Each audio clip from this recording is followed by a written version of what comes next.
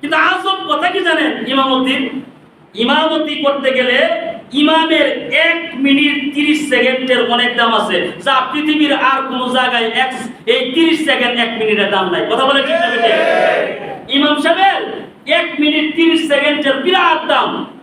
মনে করেন নামাজ হয় 8:30-এ, এশার নামাজ 8:30 থেকে 30 হইয়া 30 সেকেন্ড হইছে, সমস্ত মুসল্লিদের মাথা পিছনে। কথা বল ঠিক না বেটে? সমস্ত মুসল্লিদের মাথা পিছনে। ইমাম সাহেব কইরে তাকায় দেখতে থাকে ইমাম সাহেব। আর যদি 1 মিনিট দেরি হয়ে যায় তাহলে মসজিদ বাজার হয়ে যায়। কথা কই না? 1 মিনিট দেরি হইলে মসজিদ বাজার হয়ে যায়। ইমাম সাহেব এই জেনতেন শুরু করছে, বেশি সাইড বাই ঠিক হইতাছে না, ইদানিং গিরঞ্জনি হয়ে গেছে ইমাম সাহেব, আগের মতো ঠিকঠাক চলতেছে না, কি জানি করতেছে। কথা বলে ঠিক না বেটে? শুরু হয়ে যা, সমালোচনা শুরু হইতে থাকে। এই ইমামের আদব চাকরির নাম, যেটা 30 সেকেন্ড 1 মিনিটেরও হিসাব আছে। কথা বলে ঠিক না বেটে? তাহলে আপনি বলতে পারেন হুজুর এত কিছু জানি না, তারপরে ইমামতি করবার লাগে এসে কি আছে না? এত কিছু জানেন, এত কিছু হিসাব তো আমরা ইমামতি করতে আসেন কি? হ্যাঁ ভাই, আমরা অন্য জায়গায় অন্য বিকল্প ইমামতি ছাড়াও আপনারা যে বেতন দেন, এই বেতনের চাইতেও আমরা যদি চাই আমাদের যোগ্যতায়, আলহামদুলিল্লাহ আপনাদের এই বেতনের চাইতেও আমরা একটা ভালো কাজ কইরা এর চাইতে বেশি বেতন নিতে পারি। কথা বলেন ঠিক না বেটে? চাইলে কিন্তু আমরা পারি, কিন্তু নেই না, যায় না কেন? আসলে ইমামতি চাকরিটা তো আজব, এটার মধ্যে কিছু ফজিলত আছে, কিছু ফায়দা আছে। হুজুর ফায়দাটা কি? ফায়দাটা হইল ইমামতি করলে আমি যে আপনাদের সামনে দুইটা কথা বলতেছি, দ্বীনি কথা বলতেছি, আমার একটা কথা যদি কারো কলজার ভিতরে গিয়ে ঢুকে যায়, সুবহানাল্লাহ, আমার একটা কথা যদি কারো দিলের ভিতরে ঢুকে, তার জীবন যদি সে পরিবর্তন করে ফেলে, দুনিয়ায় হতে না হয় আমারে কেউ কিছু দিত না, কিন্তু আল্লাহ তাআলা মহা পুরস্কার আমার জন্য আখিরাতে রাখছে। সুবহানাল্লাহ। এজন্য এত কিছু স্বীকার করেও যায় না। আপনারা বারবার অনেক ধরনের কথাবার্তা কই, এরপরেও তাই হাসি মেরা দেই, কইছে সব উড়াইয়া দেই, যে আসলে আমাদের মনের মধ্যে কোনো হিংসা নাই, আমাদের মনের ভিতরে কোনো নিন্দা নাই, কোনো হিংসা আমাদের ভিতরে নাই। আমরা এটাই বুঝাই, আসলেই আমরা কোনো হিংসাকারী না, আমরা কোনো নিন্দাকারী না, আমরা কোনোদিন মানুষের হিংসা মনের ভিতরে কোনোদিন চাপায়া রাখি না। এটা আজবের চাকরি। তাহলে ওই যে মানুষটা ইমামের সমালোচনা করলো, এই মানুষটা ইমামের পিছনে নামাজ পড়া মসজিদের ওই গেট পর্যন্ত যাইয়াই ইমাম সাহেবের সমালোচনা শুরু করে দেয়। কথা বলেন ঠিক না বেঠিক? আবার এই ইমাম সাহেব জুমার নামাজে এখানে বৈশা যে সমালোচনা করলো, আল্লাহ তার কাছে, আল্লাহ তাআলার কাছে বলে, আল্লাহ যে সমালোচনা করলো তারেও মাফ করে দাও। কথা বলেন ঠিক না বেঠিক? সবার জন্য কল্যাণের দোয়া করে।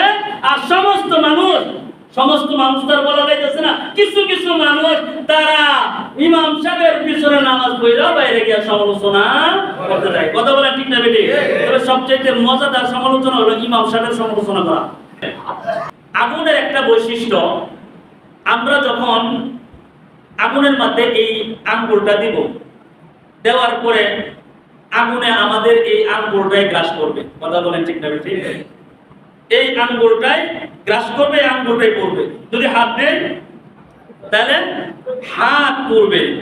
আল্লাহ তাআলা বলেন, নারুল্লাহিল মুকাদা আল্লাতী তাত্তালিউ আলাল আফইদা, আমার আগুনটা এমন আগুন হবে যে এটা এক অঙ্গের মধ্যে লাগলে অঙ্গ সহ তার কলিজা, তার অন্তর পর্যন্ত পুড়ে যাবে। এক সাইডে শুধু আগুন লাগবে এরকম বিষয় না, যে সাইডে আগুন লাগবে একবারে কলিজা পর্যন্ত আগুন পৌঁছে যাবে। আল্লাহ বলেন, আল্লাতী তাত্তালিউ আলাল আফইদা। তারপরে আল্লাহ তাআলা বলেন, ইন্নাহা আলাইহিম মুকসাদা, নিশ্চয় আলাইহিম তাদেরকে মুকসাদা পরিবেষ্টন করে রাখবে, নিশ্চয় তাদেরকে জাহান্নামে নিক্ষিপ্ত করে উপর দিয়া ডেকে দেওয়া হবে। উপর দিয়ে কি করে দেওয়া হবে?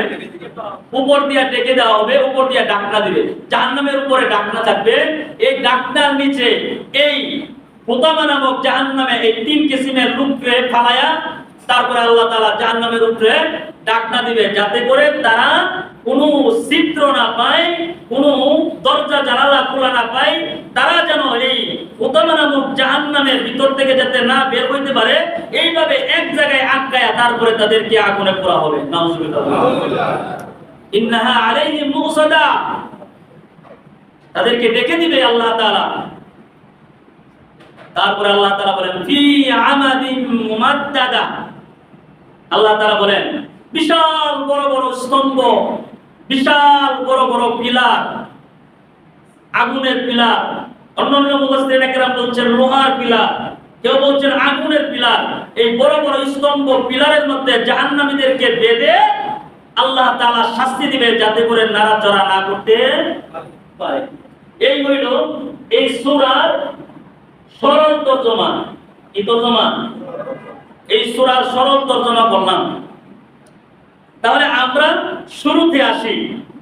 প্রথমত আল্লাহ তাআলা বলছেন ওয়াইলুল লিকুল্লি হুমাযাতিল লুমাযা, ধ্বংস তাদের জন্য যারা মানুষকে সামনাসামনি অপমান করে, যারা মানুষকে সামনাসামনি তুচ্ছ তাচ্ছিল্য করে, যারা সামনাসামনি মানুষের ইজ্জত সম্মান নষ্ট করে, আল্লাহ তাআলা বলেন এরা ধ্বংস হোক। আমাদের সমাজে অনেকে আছে না যে সামনাসামনি মানুষের অপমান করে, আমরা বলি লোকটা ইসকাত কথা বলে, কথা বলে ঠিক না বেটি? ওই ইসকাত কথা বলে এই লোকটা একটা ডাইরেক্ট যা বলে মানুষের একটা ডাইরেক্ট কইলাম, লোকটার গুন্ডা বালা, ঠিক না বেটি? এরকম বলি কিনা? যে সামনাসামনি মানুষকে অপমান করে, সামনাসামনি কি করে? সামনাসামনি মানুষকে অপমান করে বলে কি, আমরা বলি লোকটা বিরাট বালা, মানুষের সামনাসামনি অপমান করে, ঠিক না বেটি? সামনাসামনি অপমান করে। আসলে সামনাসামনি কারা অপমান করে? সামনাসামনি ওই ব্যক্তিরাই অপমান করে যারা সমাজের ভিতরে নেতৃত্ব দেয়, কথা বলে ঠিক না বেটি?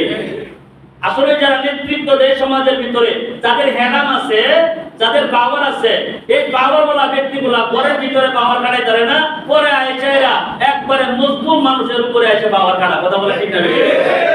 তার তো জুড়ে কোন তখন তার সাথে পায়রা তো উঠতো না। আচ্ছা বলতো দেখি, আমি একজন টাকাওয়ালা মানুষ এই সমাজের, আমার এসে সরাসরি কেউ কথা বলতে পারবো? বাঁচবো কি বাঁচবো না? তার মানে কি, দুর্বল মানুষের সরাসরি ডাইরেক্ট কথা বলতে পারে না। যারা সবল, যারা নেতৃত্ব দেয়, যাদের ক্ষমতা আছে, তারাই একমাত্র মানুষের আত্মায় আপনি লক্ষণে দিয়ে দেবে, কথা পায় না? টাকাটাই মানি তো মনের মধ্যে দিয়ে দেবে একবারে, এই কি জানি মানি, একটা বাক্কা মানি না, একটা বাক্কা মানি না মধ্যে টাকাটা দিয়ে দেবেন, এরকম বলে কি বলে না? পাওয়ারের জোরে ভয় নাকি না পাওয়ারের জোরে ভয়? পাওয়ারের জোরে ভয়। আল্লাহ তাআলা বলেন যারা সামনাসামনি মানুষকে তুচ্ছ তাচ্ছিল্য করে, মানুষকে অপমান করে, এরা ধ্বংস হোক।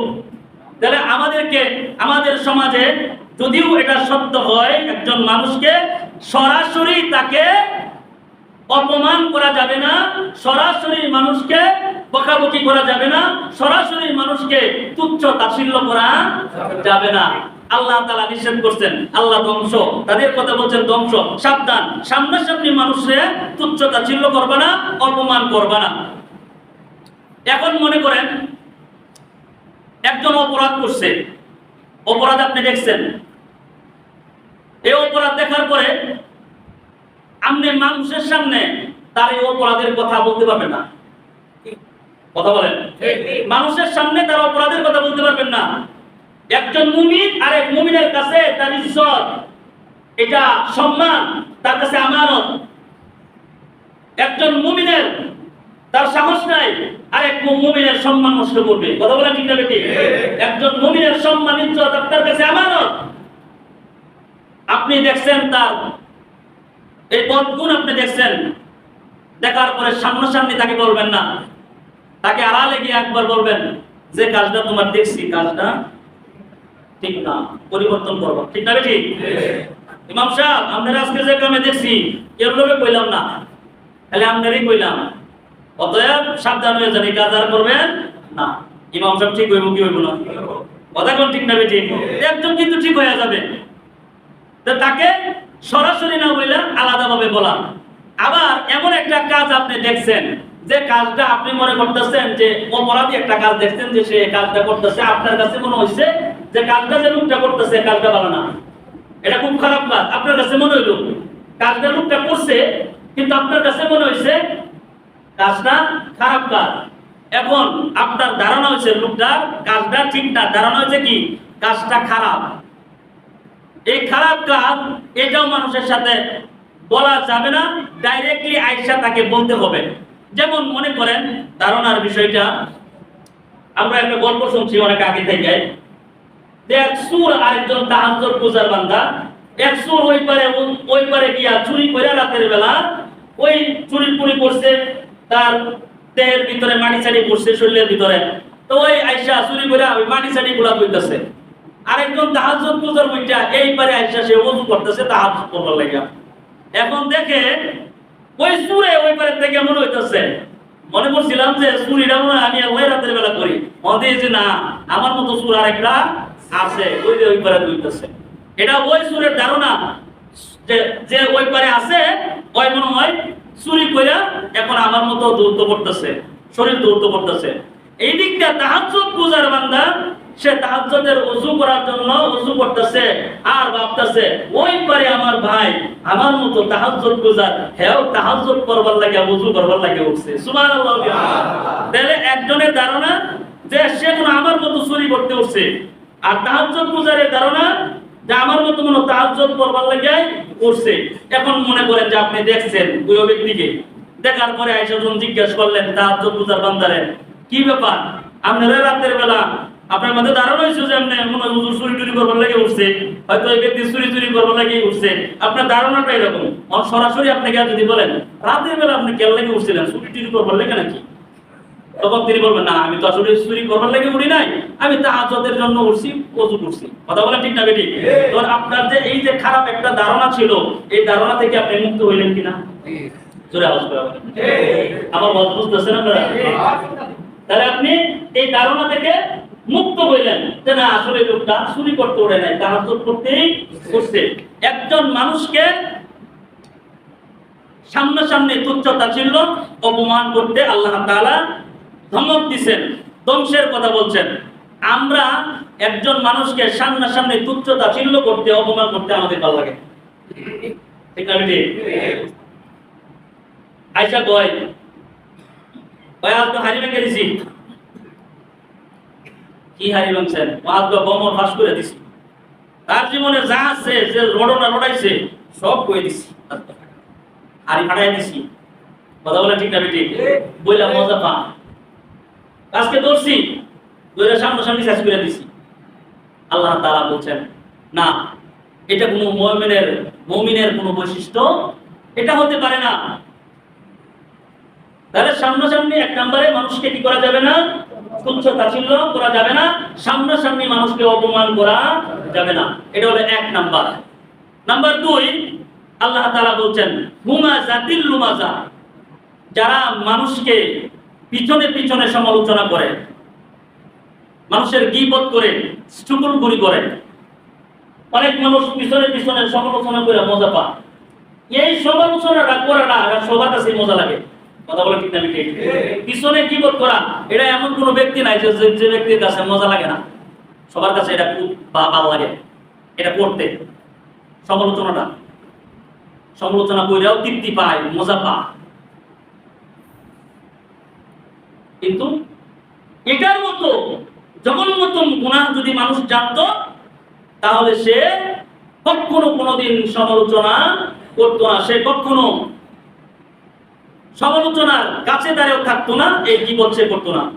রাসূলুল্লাহ সাল্লাল্লাহু আলাইহি ওয়াসাল্লাম বলেন আল গীবাতু আশাদ্দু মিনাজ জিনা, গীবত জিনার চাইতেও কঠিন, জিনার চাইতেও ভয়াবহ এক জিনিসের নাম হলো গীবত। আপনি মনে করেন ভাই হুজুর আমার জীবনে কোনোদিন জিনা করি নাই, কেন বুকের মাথা হাত দিয়ে বলতেছেন আমি আমার জীবনে কোনোদিন হুজুর জিনা করি নাই? হ্যাঁ, আপনার কথা সত্য।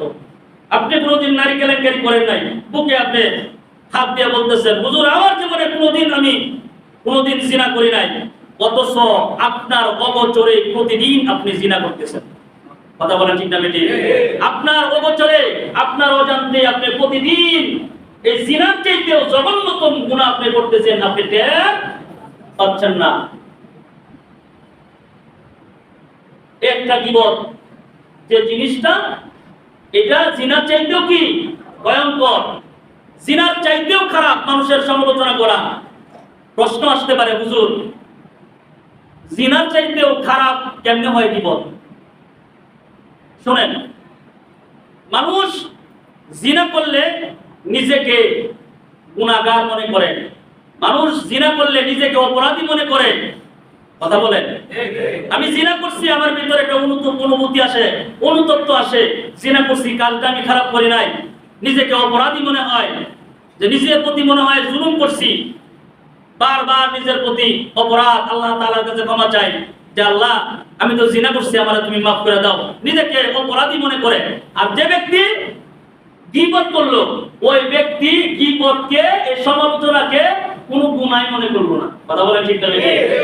মানুষ জিনা করার পরে তার ভিতরে মনের মধ্যে ভাব আসে যে আমি গুনাহগার, কিন্তু যে ব্যক্তি গীবত করলো, ওই ব্যক্তি গীবতটাকে সে গুনাহ মনে করলো না। আস্তে আস্তে দিন দিন তার এই গীবত আস্তে আস্তে বড় হইতে এক আকাশে পরিণত হয়। তাহলে এখন আপনারা বলেন, জিনা বেশি গুনাহ নাকি গীবত করা বেশি গুনাহ? জোরে বলেন, বুঝে থাকলে বলবেন। গীবত করলে এটা হলো সবচেয়ে জঘন্যতম গুনাহ, কারণ আপনি গুনাহ করতেছেন, জিনা করতেছেন প্রতিনিয়ত, কিন্তু আপনি টের পাচ্ছেন না, আপনি জানতেছেন না। আপনার অগোচরে প্রতিদিন গুনাহ চাইতে, এই জিনার চাইতে নিকৃষ্টতম জিনা গুনাহ আপনি করতেছেন। আল্লাহ নবী সাল্লাল্লাহু আলাইহি ওয়াসাল্লাম একদিন সাহাবীদেরকে বলতেছে, আতাদরুনা মাল গীবা, ও সাহাবায়ে কেরাম তোমরা কি জানো গীবত কাকে বলে? এটা ভালো করে শুনবেন, আমার দিকে তাকান, এটা ভালো করে শুনবেন, একবারে চোখের পলক ফেলেন। নবীজি বলছেন, ওয়ালা আতাদরুনা মাল গীবা, ও সাহাবায়ে কেরাম তোমরা কি জানো গীবত কাকে বলে? সাহাবায়ে কেরাম জবাব দিচ্ছেন, আল্লাহু ওয়া রাসূলুহু আ'লাম, আল্লাহ এবং তার রাসূল ভালো জানেন। নবীজি জবাব দিচ্ছেন, যিকরুকা আখাকা বিমা ইয়াকরাহু, নবীজি সাল্লাল্লাহু আলাইহি ওয়াসাল্লাম বলছেন গীবত হলো যে তোমার ভাই অপছন্দ করে এমন কথা তোমার ভাইয়ের পিছনে আলোচনা করা। বলেন, গীবত কাকে বলে? তোমার ভাই অপছন্দ করে এমন কথা তোমার ভাইয়ের পিছনে আলোচনা করা, যা তোমার ভাই সামনে যে কথা বললে তোমার ভাই অপছন্দ করত, এই কথাটা তার পিছনে বলা, এটার নাম কি? গীবত। যে কথাটা আমার ভাইয়ের সামনে আমি বললে আমার ভাই রাগ করব, এই কথাটা ভাইয়ের পিছনে বলা কি? জোরে আওয়াজ করে বলেন, এটার নাম গীবত। তো নবীজি সাল্লাল্লাহু আলাইহি ওয়াসাল্লাম বলেন, ক্বালা যিকরুকা আখাকা বিমা ইয়াকরাহু, তোমার ভাই যা পছন্দ করে তা তোমার ভাইয়ের পশ্চাতে পিছনে আলোচনা করা। এক সাহাবী তিনি বলে উঠলেন, সাহাবী রাদিয়াল্লাহু তাআলা আনহু তিনি বলতেছেন,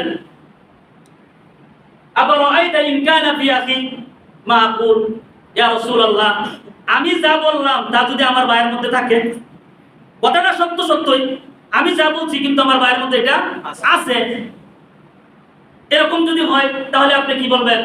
নবীজি সাল্লাল্লাহু আলাইহি ওয়াসাল্লাম তিনি বলেন, ক্বালা ইন কানা ফীহি মা তাকুলু ফাকাদ ইগতাবাতা, নবীজি সাল্লাল্লাহু আলাইহি ওয়াসাল্লাম বলেন যে তুমি যে কথা বললে তা যদি তোমার ভাইয়ের মধ্যে থাকে, এটাই তো গীবত।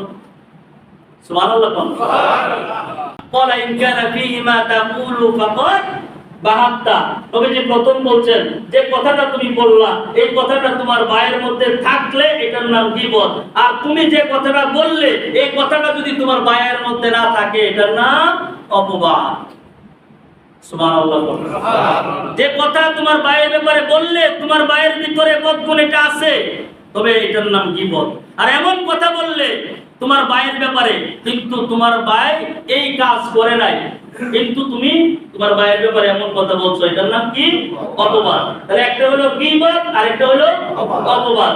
আল্লাহ তাআলা বলছেন ওয়াইলুল লিকুল্লি হুমাযাতিন লুমাযা, ধ্বংস ওই সমস্ত মানুষের জন্য, ধ্বংস তাদের জন্য যারা মানুষকে সামনাসামনি তুচ্ছ করে, অপমান করে এবং পিছনে পিছনে মানুষের সমালোচনা করে। আল্লাহ তাআলা বলছেন এই জন্যই এরা ধ্বংস হোক। নাউযুবিল্লাহ বলে। একজন মুসলিম ভাইয়ের সংগ্রাম, তার ইজ্জত আমার কাছে আমানত। আমি কেমনে তার বেইজ্জতি করি, আমি কেমনে তার সমালোচনা করি? তাহলে ভাইয়ের ভিতরে যদি এই গুণটা থাকে, বদগুণ যদিও থাকে, আমি যদি বাহিরে আলোচনা করি তাহলে এটা গীবত হয়। আল্লাহু আকবার। আর যদি না থাকে তাহলে অপবাদ হয়ে যায়। তাহলে পিছনে পিছনেও সমালোচনা করা যাবে না, সামনাসামনিও অপমান করা যাবে না। আমাদের এই সমাজে সবচেয়ে বেশি সমালোচনা হয় ইমাম সাহেবদের নিয়ে। একজনে বলছে ঠিক, সবচেয়ে বেশি সমালোচনা হয় ইমাম সাহেবদের নিয়ে। ইমাম সাহেব এরকম, ইমাম সাহেব এরকম। ইমাম সাহেব এমন এক আজব চাকরির নাম যে চাকরি করে পুরা পরিবার, বেতন পায় শুধু ইমাম সাহেব। চাকরি করে কয়জন? পুরা ফ্যামিলি। বেতন পায় কয়জন? এখন বলতে পারে এটা কেমনে বুঝো? পুরা ফ্যামিলি কেমনে আবার চাকরি করে? হ্যাঁ, ইমামতির চাকরি পুরা ফ্যামিলি করে। ইমাম সাহেব আপনাদের অনেক সুন্দর, ভালো আলোচনা করে। ইমাম সাহেব ভালো ইলমের যোগ্যতা আছে। ইমাম সাহেবের কোনো কিছুর সৌন্দর্য সব দিক দিয়ে আছে, কিন্তু ইমাম সাহেবের বউ বলা না। ইমামের ইমামতি থাকবো? জোরে বল না। ইমাম সাহেবের ওয়াইফ, তার স্ত্রী যদি এখানে বেপরদায় আপনাদের এই মার্কেটে আসে, দেখার পরে ইমামের ইমামতি থাকবো নি? জোরে বল না, থাকে না। তার মানে ইমাম সাহেবের ইমামতি ঠিক রাখবার গেলে তার বউ ঠিক থাকতে হবে। এখন মনে করেন ইমাম সাহেবের সব দিক বালা আছে, ইমাম সাহেবের বিবিও বালা, কিন্তু ইমাম সাহেবের ছেলে গাঞ্জা খা। বলেন ইমাম সাহেবের থাকবো নি? ইমামতি থাকে। তার মানে ইমামের ছেলেও ভালো করতে হবে ইমামতি টিকে রাখবার গেলে। কথা বলেন ঠিক না? এটার নাম হইল আজব চাকরি। ইমামতির আজব চাকরির নাম যে পুরা ফ্যামিলি, ইনডাইরেক্টলি পুরা ফ্যামিলি কি করে? ডিউটি করে, কিন্তু ডিউটির মাইনা পায় একজনে। আবার এই দুনিয়ার ভিতরে এর চাইতে আরো আজব আরেক চাকরি নাই, কিন্তু আজব কথা কি জানেন? ইমামতি করতে গেলে ইমামের 1 মিনিট 30 সেকেন্ডের অনেক দাম আছে, যা পৃথিবীর আর কোন জায়গায় এই 30 সেকেন্ড 1 মিনিটের দাম নাই। কথা বলে ঠিক না? ইমাম সাহেবের 1 মিনিট 30 সেকেন্ডের বিরাট দাম। মনে করেন নামাজ হয় 8:30-এ, এশার নামাজ 8:30 থেকে 30 হইয়া 30 সেকেন্ড হইছে, সমস্ত মুসল্লিদের মাথা পিছনে। কথা বল ঠিক না বেটে? সমস্ত মুসল্লিদের মাথা পিছনে। ইমাম সাহেব কইরে তাকায় দেখতে থাকে ইমাম সাহেব। আর যদি 1 মিনিট দেরি হয়ে যায় তাহলে মসজিদ বাজার হয়ে যায়। কথা কই না? 1 মিনিট দেরি হইলে মসজিদ বাজার হয়ে যায়। ইমাম সাহেব এইতে জেনতেন শুরু করছে, বেশি সাইড বাই ঠিক কইতাছে না। ইদানিং কিরম জানি হয়ে গেছে ইমাম সাহেব, আগের মতো ঠিকঠাক চলতেছে না, কি জানি করতেছে। কথা বলে ঠিক না বেটে? শুরু হয়ে যা, সমালোচনা শুরু হইতে থাকে। এই ইমামের আজব চাকরির নাম, যেটা 30 সেকেন্ড 1 মিনিটেরও হিসাব আছে। কথা বলে ঠিক না বেটে? তাহলে আপনি বলতে পারেন হুজুর এত কিছু জানি না, তারপরে ইমামতি করবার লেগেছেন কি? আছে না?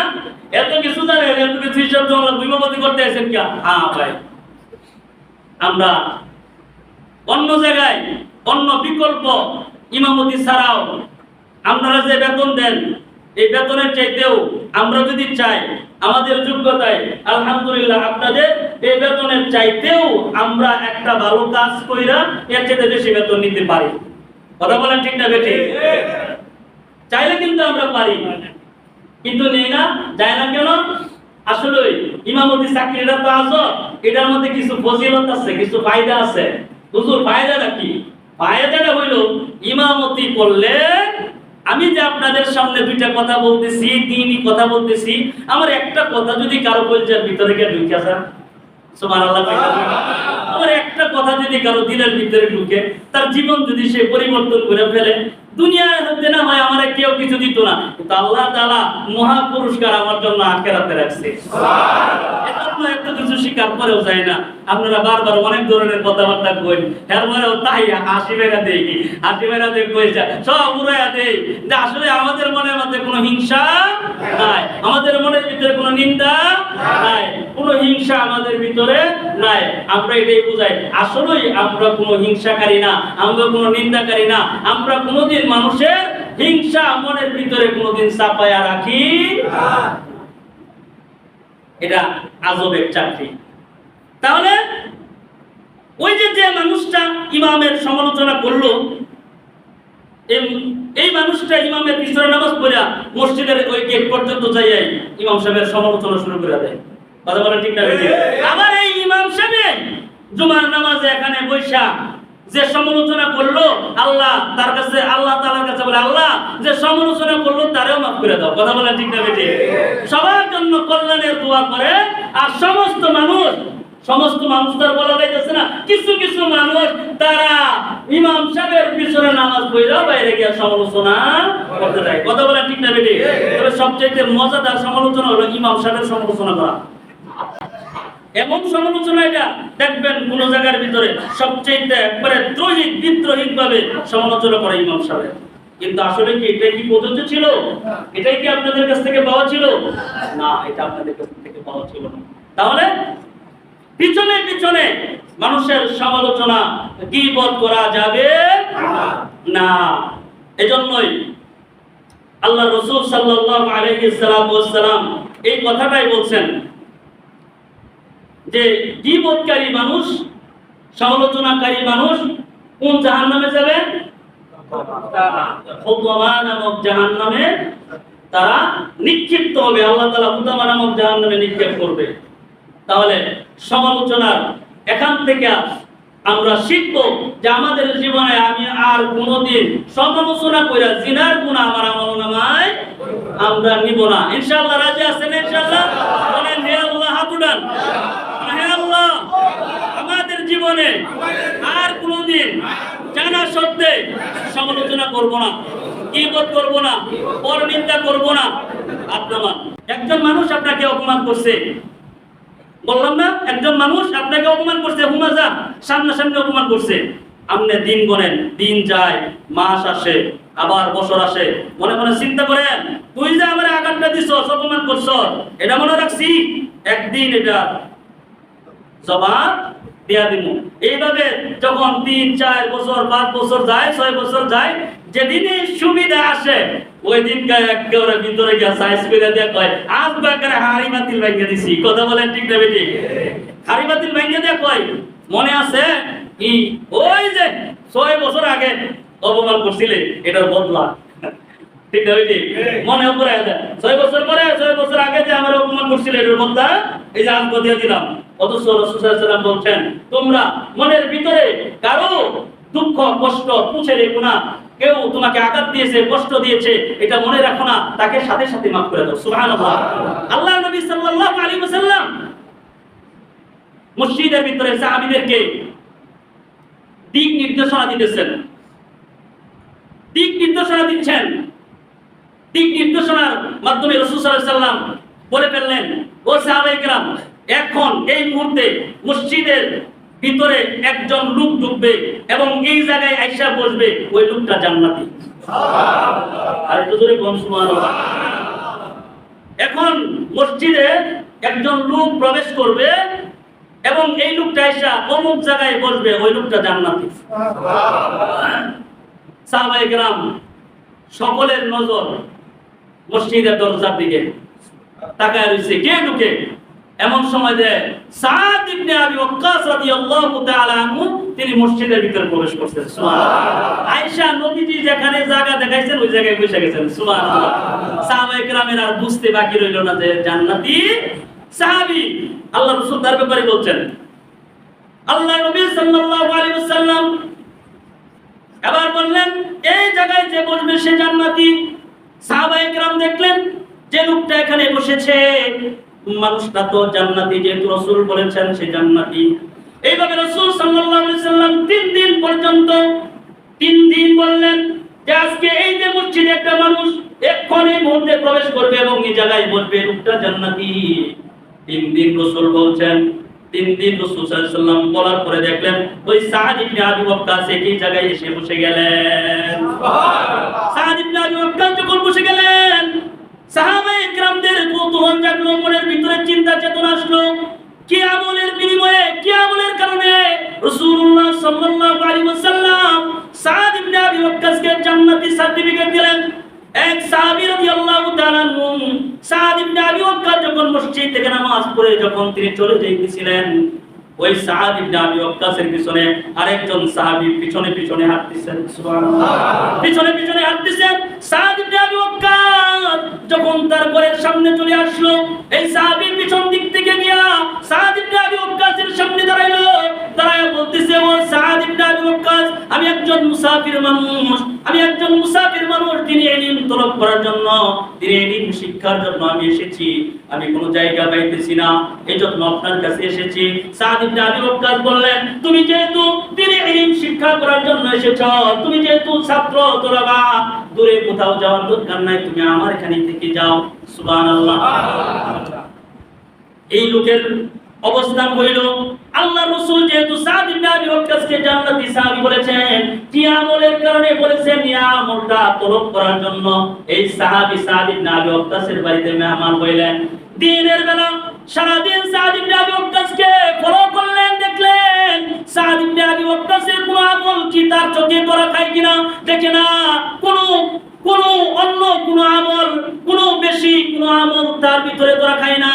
সাহাবী রাদিয়াল্লাহু তাআলা বললেন, যেহেতু এটা গোপন আমল, দিনের বেলা করলে মানুষ দেখে ফেলবে, এজন্য রাতের বেলা সাদ ইবনে আবি ওয়াক্কাসের ঘরে মেহমান শুয়ে গেলেন। শোয়ার পরে এই সাদ ইবনে আবি ওয়াক্কাস রাতের বেলা তিনি কি করেন দেখতেছেন, সারা রাত হয়ে গেছে, চোখের পলক মানায় না।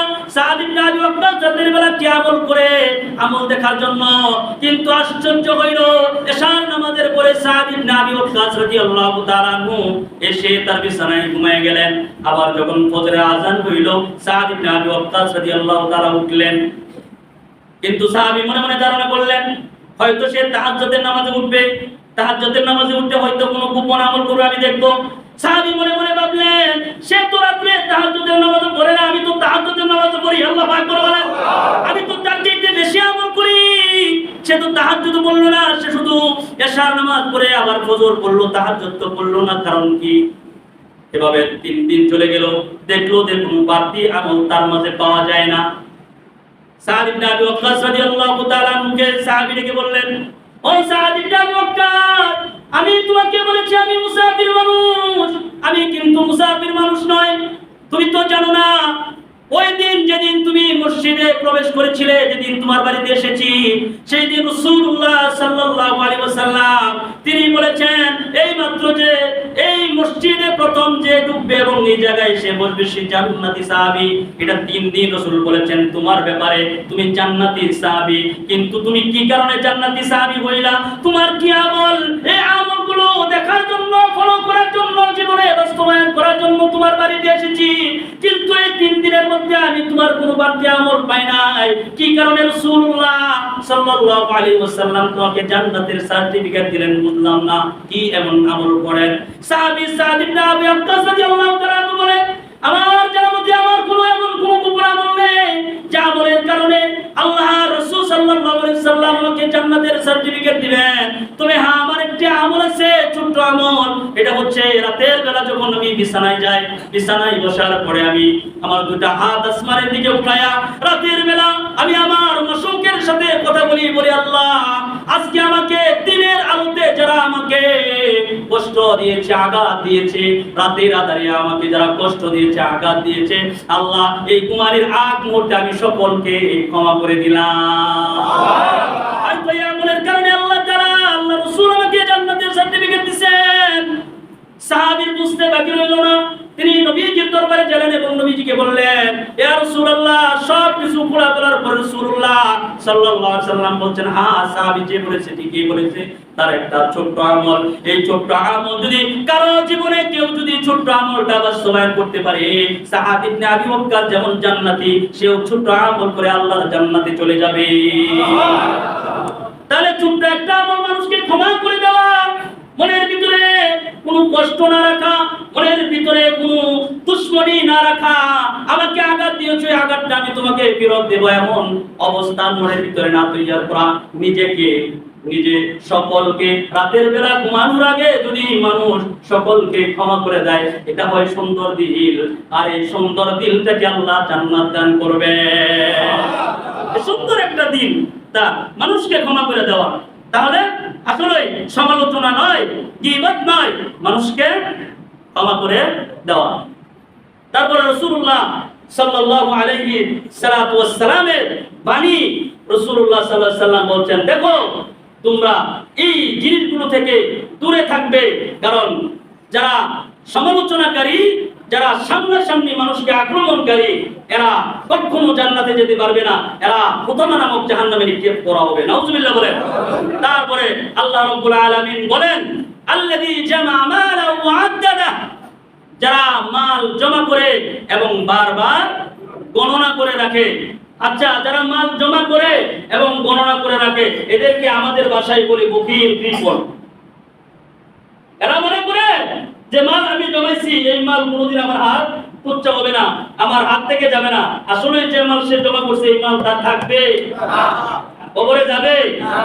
ওমান প্রবাসী আমার এক ভাই 6 আগস্ট এসেছিল পরিবারের কাছে, সুন্দর করে তারা কয়টা জিন বার করবে, কিন্তু আফসোসের বিষয় হইল যে তার মা, তার পরিবার, তার সন্তান, ছোট ছোট নিষ্পাপ মাসুম বাচ্চা যারাই সাথে ছিল, এই গাড়ি উল্টে পানির মধ্যে পড়ে গেছে, সব শেষ হয়ে গেছে।